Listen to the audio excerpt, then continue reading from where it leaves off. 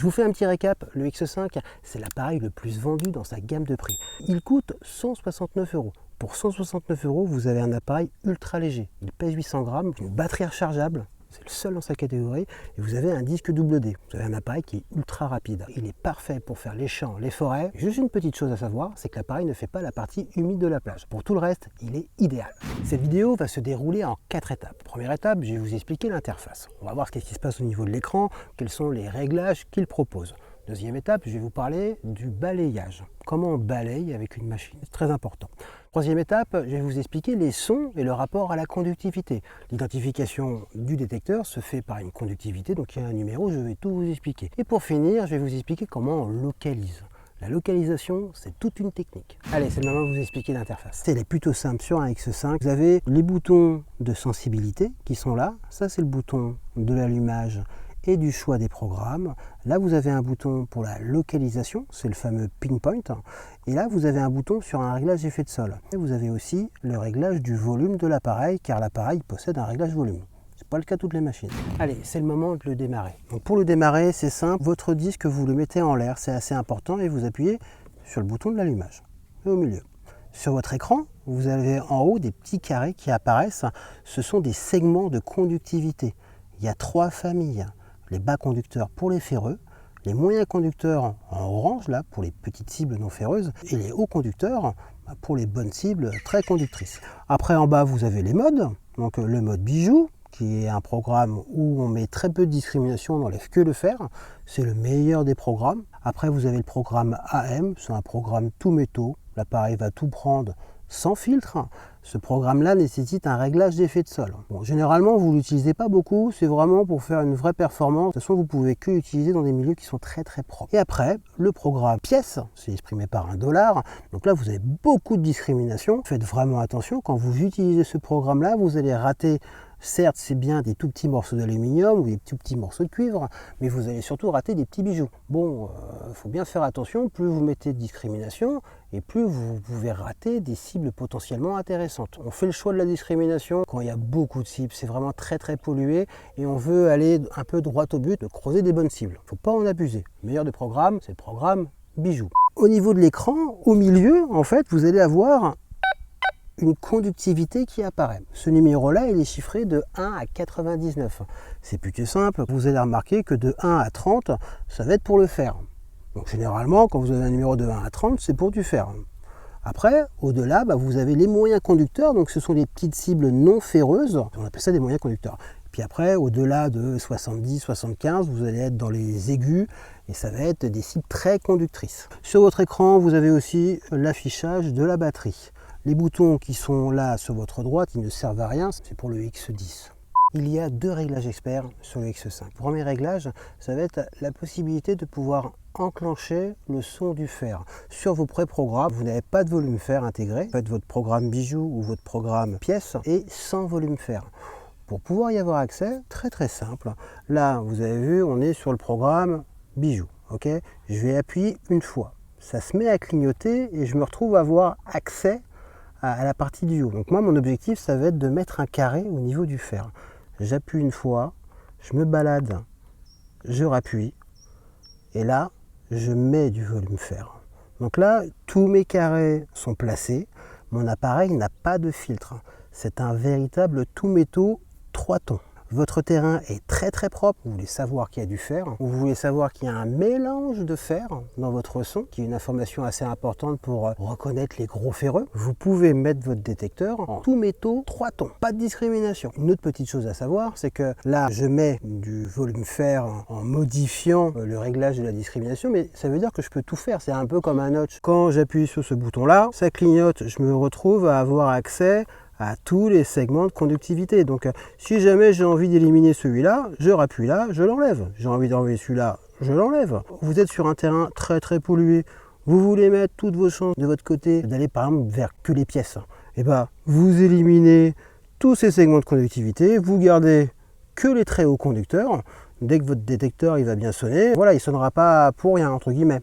D'accord, bon, c'est assez dangereux parce qu'il faut bien comprendre qu'il y a des petites pièces qui peuvent être par là, il y a des petits bijoux qui peuvent être par là. Donc Bon, généralement, les deux meilleurs programmes, c'est quand vous mettez tous les segments de conductivité qui sont propres aux non ferreux. Au pire, vous éliminez le ferreux. Le dernier mode expert, c'est le réglage d'effet de sol. C'est un programme généralement que vous avez que sur les appareils haut de gamme ou milieu de gamme. Okay, donc le X5 vous le propose. À quoi ça sert un réglage d'effet de sol? Ça permet d'adapter l'onde de la machine au sol.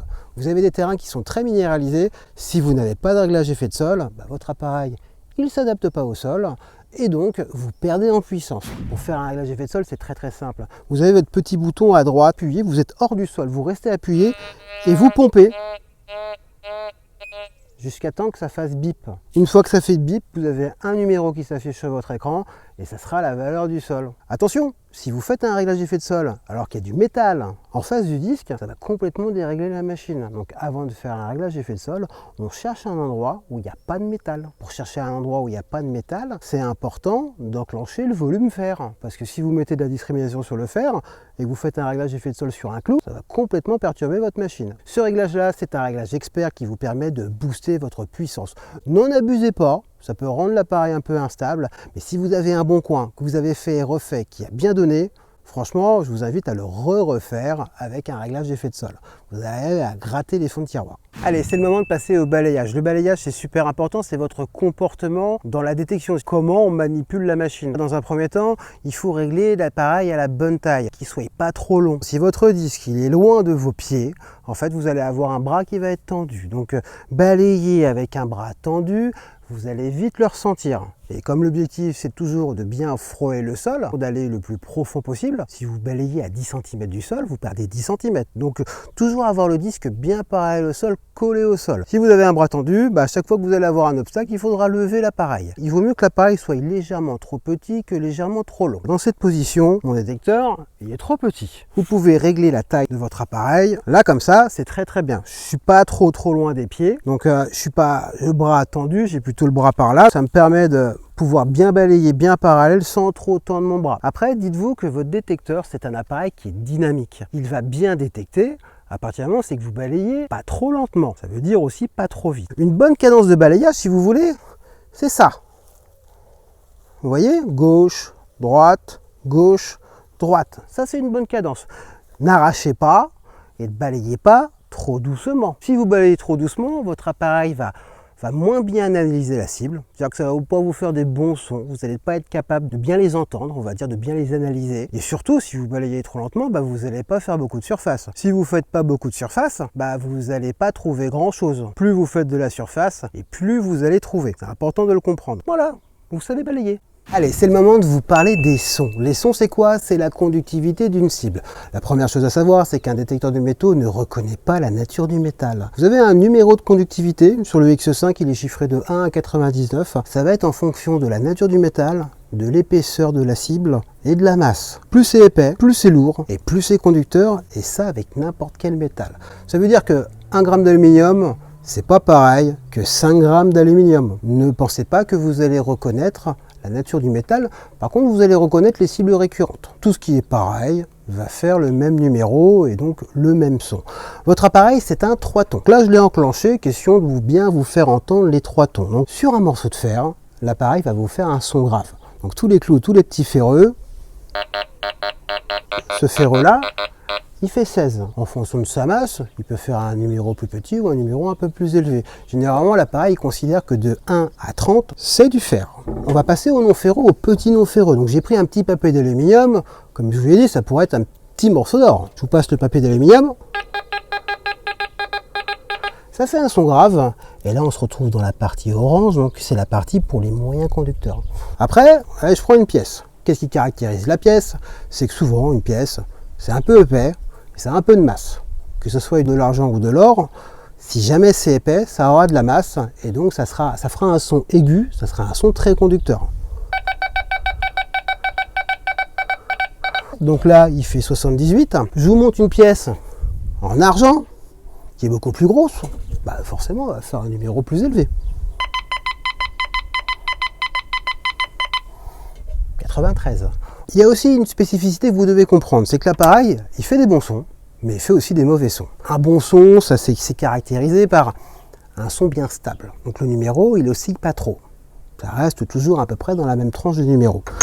Quand je prends votre ferreux, généralement les ferreux qui sont assez gros, assez ronds, bien face au disque, ça va vous faire un numéro un peu instable. Donc regardez le ferreux comment il va faire, il va vous faire un mélange de sons.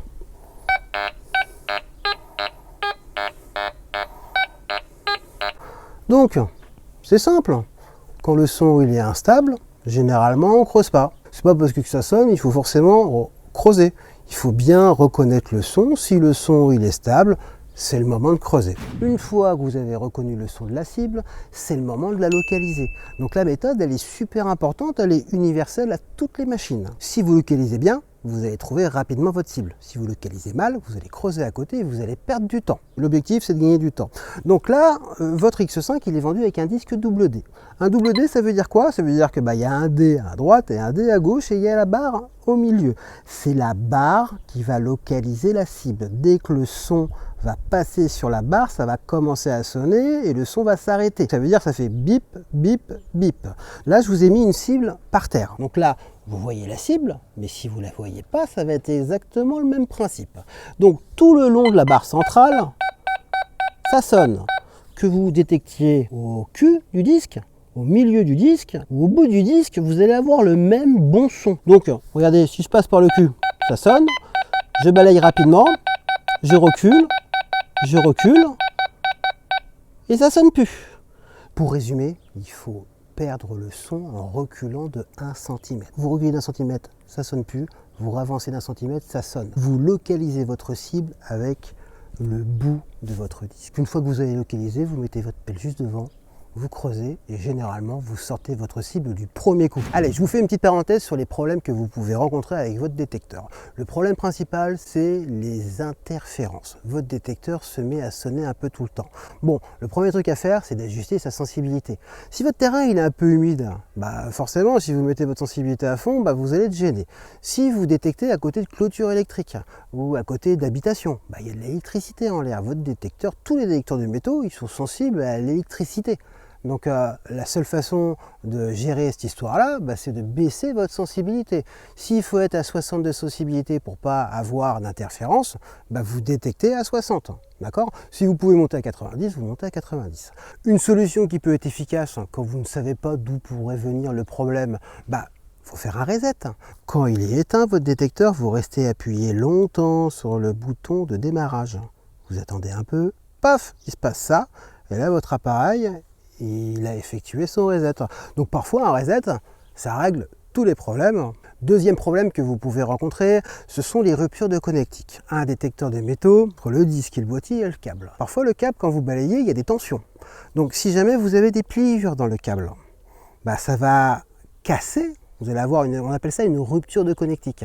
Donc à l'intérieur du câble, vous allez avoir des petits fils qui vont se toucher. Et ça va créer des faux signaux. Pour savoir si vous avez une rupture de connectique, vous gigotez un petit peu le câble. Si vous faites ça, ça va sonner, évidemment, parce que votre câble il est en métal, donc votre disque il risque de le prendre un petit peu. Mais vous le bougez un petit peu. Si vous voyez le fait que ça bouge, vous pouvez avoir une rupture de connectique. Si jamais vous avez une rupture de connectique, c'est pas grave, les disques Quest sont garantis 2 ans. Tous les SAV Quest sont gérés par maison de la détection. Dans le site, vous avez une catégorie contact, vous pouvez envoyer un mail directement au service SAV. Vous pouvez aussi nous passer un petit coup de téléphone, pour être bien sûr. N'envoyez pas votre appareil comme ça au hasard. Quand vous avez des doutes, n'hésitez pas à nous appeler. Allez, c'est bon, je vous ai tout expliqué. Je suis sûr que vous êtes un champion avec votre X5, vous avez tout compris. Maintenant, je vais vous parler un petit peu des accessoires. Votre X5, il est vendu en 3 packs. Vous avez le pack ping pointeur, vous avez le pack casque sans fil et vous avez le pack avec la pelle et la sacoche à trouvailles. Acheter un pack, c'est faire des économies et puis c'est surtout acheter des accessoires qui sont hyper intéressants, hyper utiles. Par exemple avec le casque sans fil. Vous allez vite comprendre que quand vous détectez avec un casque accroché à votre machine, le fil, vous enquiquinez. Dès qu'il faudra creuser, il faudra poser l'appareil, vous allez vous relever, il faudra enlever votre casque. Investir dans un casque sans fil, c'est la liberté totale, donc c'est vraiment un accessoire qui est très pratique, très sympa. Après, vous avez un pack avec un ping pointeur. D'accord? Je vous ai expliqué comment on localise. Bon, c'est la bonne technique, mais parfois les terrains, il y a des cailloux, parfois il y a des racines, et parfois la cible, elle est profonde. Votre ping pointeur, c'est un petit peu comme un doigt qui vous permettra de localiser au centimètre près la cible. Je crois que c'est l'accessoire préféré des prospecteurs. Prendre un pack avec un ping pointeur, déjà ça vous fait faire des économies sur l'achat du ping pointeur et surtout vous commencez la détection avec toutes les armes en main pour bien commencer. Après, il existe un pack avec les accessoires un peu essentiels, qu'on a un pack complet avec la sacoche à trouvailles. Ah ouais, quand vous trouvez plein de trucs, soit vous les mettez dans les poches, soit vous les mettez dans la sacoche à trouvailles. Dans ce pack-là, il y aura aussi une pelle. C'est important. Acheter une bonne pelle, c'est pas mal. Nous, les pelles premier de prix, elles sont adaptées à la prospection. C'est pas une pelle qui casque comme ça. Pas trop grande, elles sont légères. La pelle qu'il y a dans le pack, elle est très très bien. Et vous avez aussi la possibilité de pouvoir booster littéralement votre machine en achetant un disque. Il y a 2 disques, vous avez le disque Raptor, c'est un disque de 28, et vous avez le disque Beast, qui va être un disque 32, méga disque.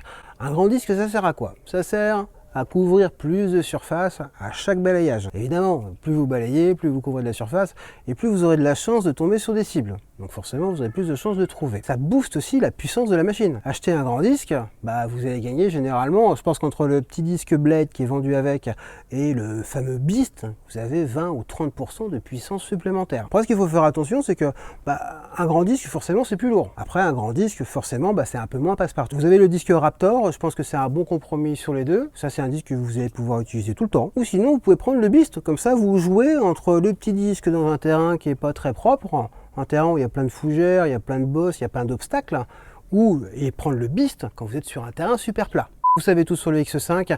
Bien entendu, si jamais vous voulez avoir un maximum d'informations sur les détecteurs, sur les infos, sur les nouveaux accessoires, n'hésitez pas à vous abonner à la chaîne. Et si jamais vous avez trouvé la vidéo sympa, un petit pouce bleu, ça fait plaisir.